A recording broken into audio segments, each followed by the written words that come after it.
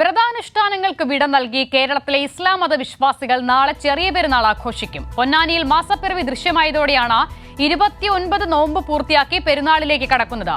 മുഖ്യ ആക്ടിംഗ് ഖാസി സഫീർ സഖാഫിയാണ് പ്രകടനം നടത്തിയത്. പ്രത്യേകം സജ്ജീകരിച്ച ഈദ്ഗാഹുകളിലും പള്ളികളിലും രാവിലെ നടക്കുന്ന പ്രാർത്ഥനയ്ക്ക് പ്രമുഖ ഇസ്ലാം മതപണ്ഡിതർ നേതൃത്വം നൽകും. വിവരങ്ങൾ നൽകാൻ PV ജോഷില ചേരുന്നു കോഴിക്കോട് നിന്നും. ജോഷില, അങ്ങനെ വ്രതശുദ്ധിയുടെ നാളുകൾ കടന്ന് വിശ്വാസികൾ നാളെ ചെറിയ പെരുന്നാളിനെ വരവേൽക്കാനായി കാത്തിരിക്കുന്നു. ഏത് നിലയിലാണ് സംസ്ഥാനം പെരുന്നാളിനെ കൊണ്ടാടാനായി ഒരുങ്ങുന്നത്?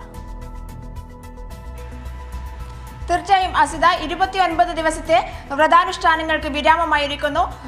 ശബാൻ മാസപ്പിറവി കണ്ടതായി പ്രധാനപ്പെട്ട ഖാസിമാർ അറിയിച്ചതിനെ തുടർന്ന് നാളെ ചെറിയ പെരുന്നാൾ ആഘോഷത്തിലേക്ക് കടക്കുകയാണ് ഇസ്ലാം മത വിശ്വാസികൾ.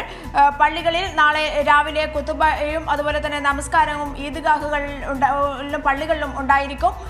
വിശ്വാസികളെല്ലാം തന്നെ കഴിഞ്ഞ 29 ദിവസത്തെ വ്രതാനുഷ്ഠാനത്തിന് ഒടുവിൽ ആഘോഷങ്ങളിലേക്ക് കടക്കുകയാണ്. ഇന്നത്തെ നോമ്പുതുറയോടുകൂടി പെരുന്നാളിലേക്ക്, ചെറിയ പെരുന്നാളിലേക്ക് അവർ കടന്നു കഴിഞ്ഞിരിക്കുന്നു എന്ന് വേണം പറയാൻ. കേരളത്തിൽ നാളെ ചെറിയ പെരുന്നാൾ ആഘോഷത്തിലേക്ക് വിശ്വാസികൾ കടന്നിരിക്കുകയാണ്. അസിത.